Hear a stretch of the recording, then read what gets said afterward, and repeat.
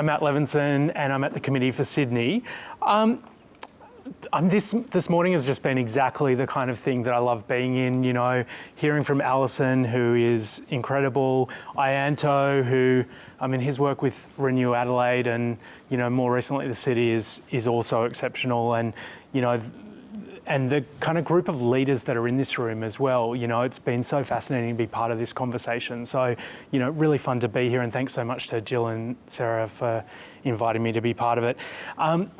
I guess, you know, this conversation is really focused in on the City of Sydney, and my job here is to kind of expand the scope a bit and expand the thinking a bit. And so I'm sort of a bit aspirational. I'm going to be talking about the timing and the context that we're in a bit, and about some of the scale and opportunities that are around with the changes that are happening in Sydney at the moment. And then some of the actions that we've been recommending in some of our papers that are relevant to this. Just to give me a sense for who's here, I just wanted to start by asking who knows about the Committee for Sydney here? Are any of you members of the Committee for Sydney, individuals? Yeah, or as organisations? I know actually, yeah, Arup, of course, Deloitte is a member, UTS is a member, there's probably stacks of others. I haven't got a chance to meet all of you today. Okay, our members are kind of the biggest organisations in the city, really. So LGAs like Campbelltown and City of Sydney, big banks, consultancies like Deloitte, engineering construction firms like Arup and Lend-Lease and others, and major cultural institutions. So, you know, the kind of people that we're often in the room with are people, you know, representing those big organisations. And they support us as an independent research and advocacy think tank, really trying to nudge and push the city to be one of the world's great cities. And, you know, that kind of comes out in the work that we do in, you know, convening conversations, in putting out policy papers, and in putting out major research reports, but also in the advocacy that we do. So that's to all levels of government, particularly the state level and at the LGA level, but also at the federal level, and through our members who, you know, as some of the city's biggest employers, you know, have an incredible amount of power and decision-making, say, themselves. So I'm presenting a little bit of our vision, but obviously just a thin slice. And I think if you want to get a sense for what the committee stands for, we've got this document that we sort of, you know, rejig from time to time called the Agenda for Sydney. And I would recommend diving into that, because our, you know, cities are complicated. Cities are amazing, rich, diverse places, and the stuff that we care about is equally big and rich and diverse. So I'm just going to talk about a little sample of that. Okay, so Sydney, and Alison really dived into the data in depth, but we've had this incredible disruption like so many other cities in the past couple of years. We've had, you know, long before that, we had long-term challenges that our city was facing. Housing affordability and cost of living, obviously super relevant to this conversation, and, you know, absolutely peaking right now with the federal election. It's, you know, really the #1 issue, you know, that is being discussed. Climate change and the way that's all tied up with land use and transport and a whole bunch of urban policy challenges. But then you look at the last 2 or 3 years and we've had floods, we've had bushfires. You know, you almost forget how many crazy apocalyptic things we've had in the last couple of years. But COVID and the pandemic, obviously it's been, it's led to multiple lockdowns that have brought our city to a real standstill. And I think particularly, you saw it in some of that data that Alison showed earlier, the impact particularly in those LGAs of concern, where, you know, a lot of those workers who are actually the workers who are forced to leave home and travel for work were locked down and unable to work. So massive economic and cultural and community ructions that are going to reverberate for years and years to come. And we don't really know exactly where that's going to go. Yet, I mean, I think what's been exciting about that period is we've also seen people really come to the table and support each other. We've been forced to change and do things differently. And we've taken that opportunity to think about doing things differently, to think about our lives a bit differently. And, as I said before, some Sydney-siders had to go to work. Some Sydney-siders couldn't, camp out with their laptop at the kitchen table like I've done for the last, a lot of the last 2 years. My wife is a physio and she was going to the hospital every day. Other people were stocking shelves in supermarkets. People had to work. But for a lot of us, this flexibility has led to these kind of changes in the way we think about what we do. Commuting days and times are different. People are trying things out. For some people, that's meant walking to school with the kids or more time with family. Maybe creative projects, spending more time in their local areas, going to local businesses. I love that long-term graph of online retailing today, and you saw this long-term trend and then this big spike. And I think we've seen a lot of that across the board. These long-term trends around workplace flexibility, that we've seen that same sort of jump start. And who knows exactly where it's going to go, but we've been pushed forward a long way on that path. So another thing that has been really interesting is the way that people have worked together. Governments of multiple levels who didn't necessarily work together that great before have been doing it. And I think, I was amazed having worked for the Lord Mayor for quite a few years to see through this COVID period, the Lord Mayor and the then Transport Minister meeting every week and collaborating on things like pop-up cycleways that had raised huge opposition before then, and these things were able to just be rolled out. There's been a real appetite for experimentation and for just trying out different things. And I think that's really important context for this conversation. There's a window of opportunity, and from my time in politics and thinking about government, you shouldn't forget how special that moment is. There's an idea in politics called the Overton window, where there's a window of opportunity for things that can open up and it can close again. And I think we're in one of those rare moments where there's a real window of opportunity for change. And some of these things have resulted in a tremendous burst of energy in our cities. So the other thing is, the alfresco dining. That's a really totemic example of that. We live in Sydney, it's this beautiful city with this great climate, and yet so much of our entertainment and cultural life was inside. And this period has allowed us to test those things out. It's not pretty, some of this stuff, but it's great, great fun to be out there and enjoying the life of the city. And that has taken collaboration from multiple layers of government and preparedness to just try things out and to work together and to not look for the perfect example. I mean, the previous slide I had Clover and Constance on the screen. Now, the mayor would have in the past wanted the perfect cycleway and want it perfectly engineered and done exactly right. And, there had to be change at the City of Sydney to allow that as well. It wasn't just the Transport Department, it was everyone, relaxing their controls for a little while to allow great things to happen. Now, this is a really awesome example. This happened a few weeks ago. Flight Facilities, this great Sydney band were about to have a triumphant return to Sydney. They had a big outdoor show planned, and a week before the show, they were told that it was totally rained out. The outdoor venue they were going to have it at was completely waterlogged and they had to cancel it. Now, the Entertainment Quarter and Secret Sounds, the promoter, came to the table and said, we can put it on with 1 week's notice, but they had a huge number of regulatory hurdles that probably they couldn't have got past. So I'm just going to read out this great list. Just for disclosure, I'm on the advisory group of the 24-Hour Economy Commissioner. And I was at a briefing last week where Mike Rodriguez, the Commissioner, was just kind of updating us on all the cool stuff they've done. And he went through this example and it just really stuck with me. It took 3 ministries, 3 government ministers, Department of Planning and Environment, New South Wales Police, Transport for New South Wales Health, Liquor and Gaming, Office of the 24-Hour Economy Commissioner. They all got together in that 1 week. They passed laws to change, they actually went to the Parliament, changed the regulation and allowed this show to go ahead. And, Mike was talking about this. He said it was incredible. He was somewhere at the back there and the guys got on the mic and thanked the government, which, I don't know how many shows you've been, but you don't often get, the Premier and the government shouted out. But I think what is really special, like, it's a credit to all those ministries, all those departmental staff and what have you, but it also shows the moment we're in. The government is so poised to support the revitalisation of the city centre. And I think when I'm thinking about city centre, I'm thinking about CBDs in general, across our city. But it's really special. And the FundCEP is another example of that.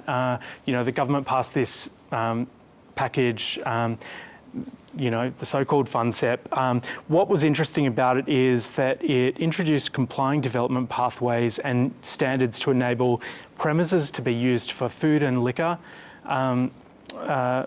industry, and for retail premises to be used for small live or arts venues. And it also sort of made permanent some of the kind of COVID regulations around food trucks and dark kitchens. But, it's just more evidence for this kind of moment where a lot of regulatory controls that were in place that maybe just haven't kept up with expectations of the community, the government is ready to take that feedback on board and make really significant change.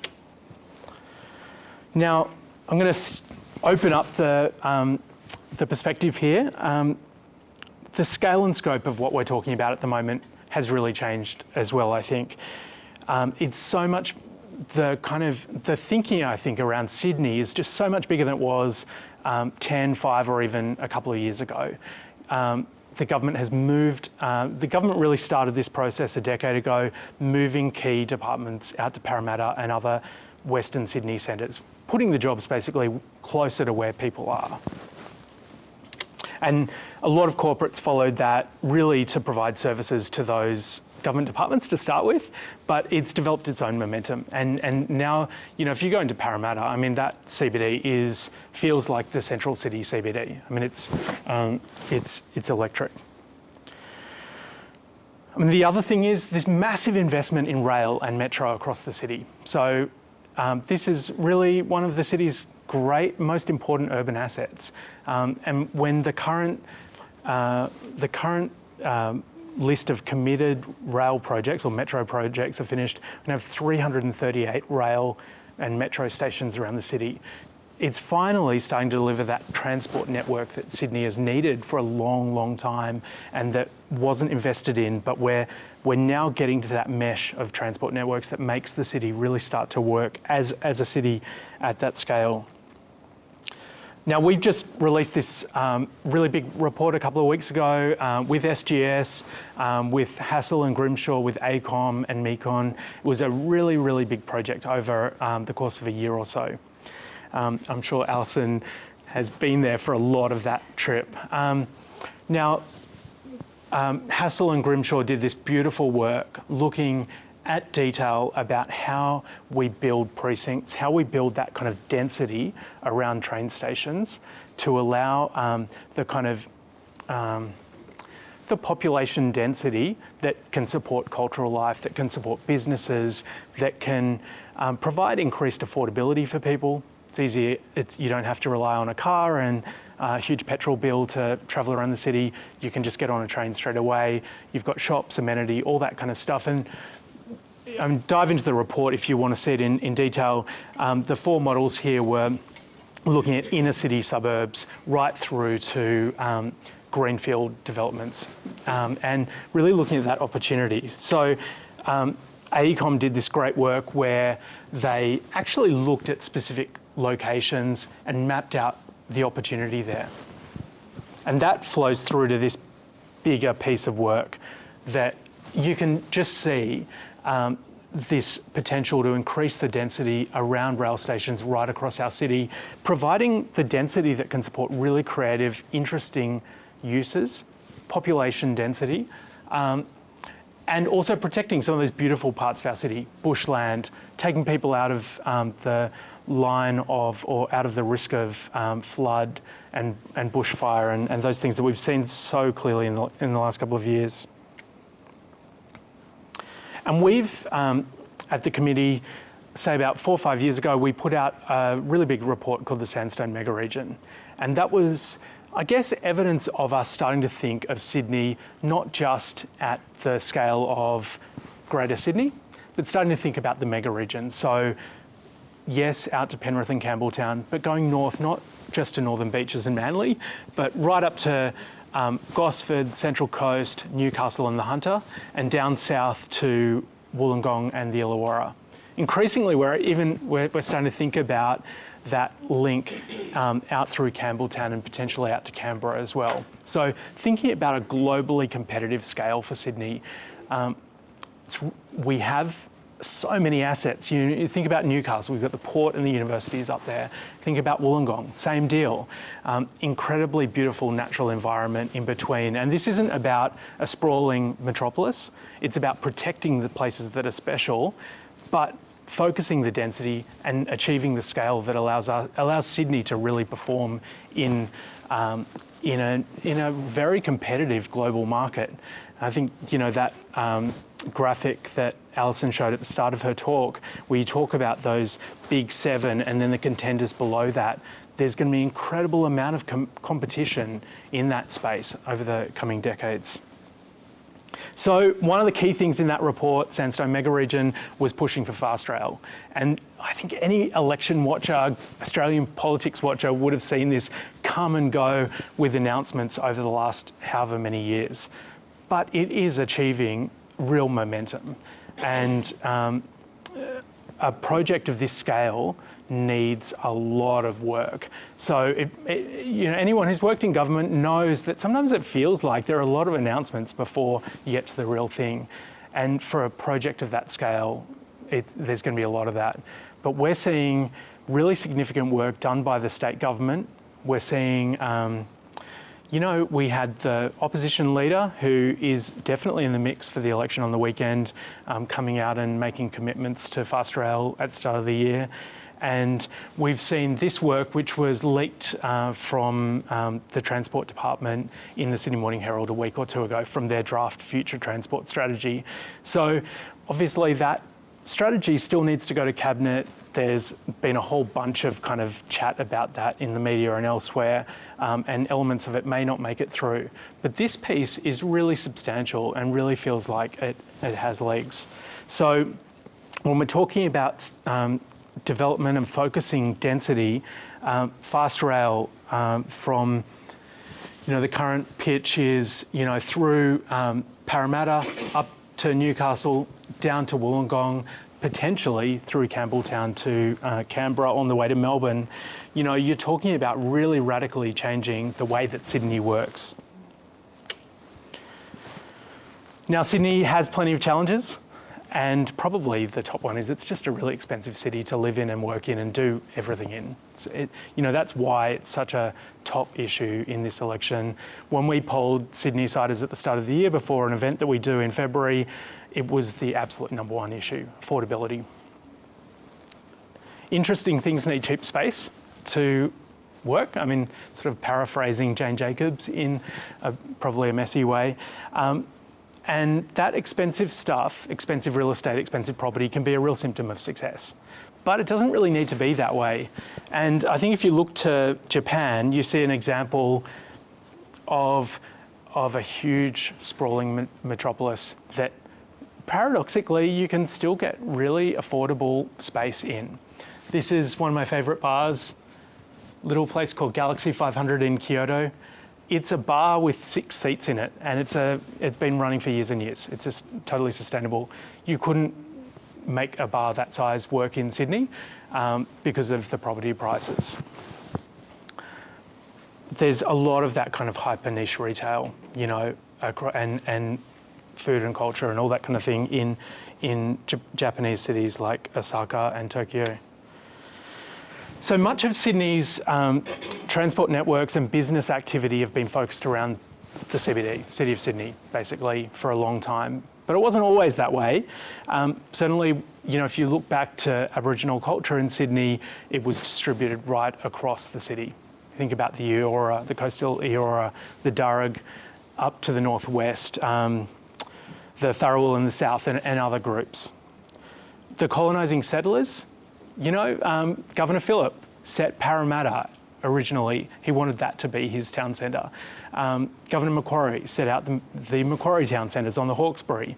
More recently, we've had the market gardens on the Hawkesbury and manufacturing centres across the city. And, you know, like I always hark back to the pub rock touring circuit in the 80s, you know, when we had just a great music scene that, you know, covered the whole city. And, you know, it can be that way again. I think this this graphic from the Greater Cities Commission, this is sort of dated from their Greater Sydney Commission days, so it's very much focused on Sydney and the West. But Sydney is growing with that transport investment, with that move of jobs to the places where people live. Sydney is growing into a city that is truly polycentric. You think about those big centres. Greater Parramatta is obviously a major CBD now and a city centre. The dreams for the Western Sydney Airport, the Bradfield Aerotropolis, I mean, that is a huge site. I've been out there a few times and it is monumental.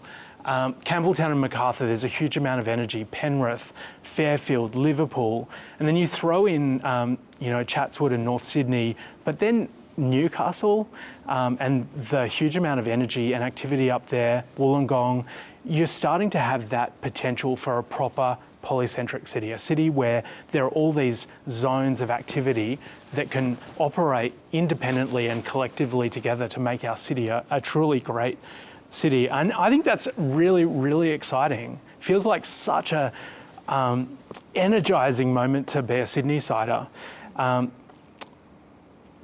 And this decentralised moment around COVID and whatever we do post-COVID feels like such a moment where we can grab hold of that opportunity. People are ready for it. You know, government are ready for it. The community, I mean, there's going to be a bit of fatigue that starts to develop as we move out of this time, but there is a moment where people are really willing to do that. So at the start of the year, we put out a report on the future of the CBD. We did that. It was a really deep piece of work we did with Arup, and we had a really interesting model for this. We brought in a group of very significant Sydney-siders to act as commissioners and to hear testimonies from people who came in and spoke to that group. And that was a really deep and exhaustive process, and out of it, and I think it's worth diving into the full report. It's on our website, sydney.org.au, if you want to dive into it. But some of the key things that were in there: encourage ground plane +2 level activation. So really thinking about what's happening on the ground floor, the street level, and those 2 floors above it. Can we activate those more to bring more people in, drive more activity? Second thing, repurposing underutilised spaces to create, you know, these kind of inclusive multi-generational spaces for recreation. Piloting hotel conversion to diverse housing users. So I'm not talking about fancy new hotels. I'm talking about hotels that are outliving their time of use. We've got quite a few of those in Sydney. Building affordable and flexible maker and creative spaces. Again, this is obviously highly relevant to this conversation we're having.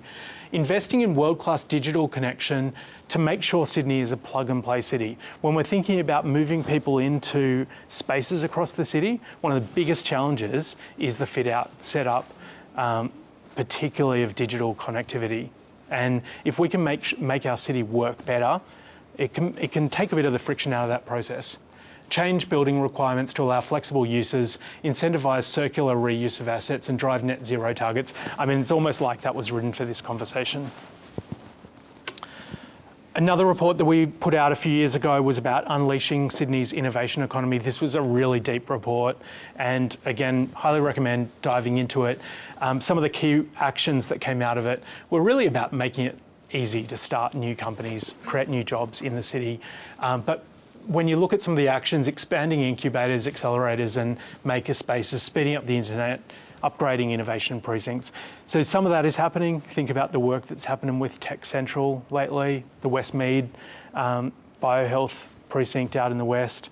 But some of this stuff around the internet and creating more of those spaces, that's the kind of thing that could play off this conversation that we're having here.